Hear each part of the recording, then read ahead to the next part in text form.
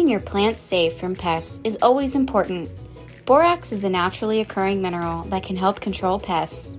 Check out how you can use borax to protect your garden. 1. Clean and disinfect gardening tools. Cleaning your tools can help prevent pests and diseases and keep them from spreading. Soak your tools in a mixture of borax and water, then scrub and rinse them. 2.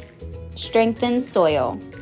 If your soil has a boron deficiency, you can add a little borax to it. Healthy soil will make your plants less susceptible to pests. 3. Get rid of ants. Ants can be a problem in gardens. They snack on plants and protect aphids. Our no-spill ant kill bait stations contain borax. These stations can be placed near your garden to help control the ants you see and those hiding in the nest. For more helpful tips and pest information, be sure to follow us and visit our website at maggiesfarmproducts.com.